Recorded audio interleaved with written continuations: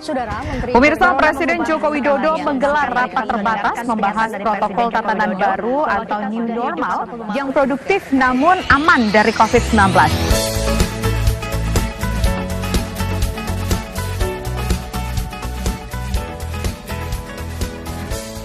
Mulai dari awal Juni 2020, pemerintah telah menetapkan tahapan baru untuk kita semua, yaitu adaptasi kebiasaan baru atau new normal. New normal diberlakukan lantaran agar kita bisa belajar, bekerja, dan bersosialisasi dengan produktif di era pandemi COVID-19. Apakah kita mau terus hidup dengan pembatasan atau hanya berdiam di rumah? Tentu saja jawabannya tidak.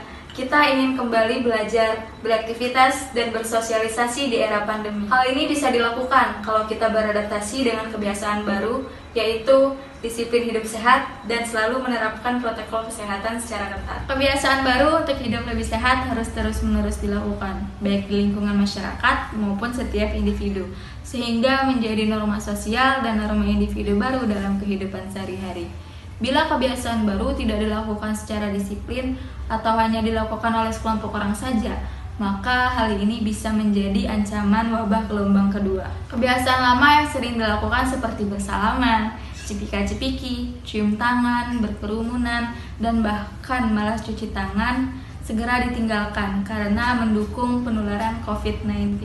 Adaptasi kebiasaan baru yang harus dilakukan kita sebagai seorang pelajar apabila pembelajaran secara tatap muka sudah diberlakukan, maka hendaknya kita selalu menerapkan protokol kesehatan di lingkungan sekolah.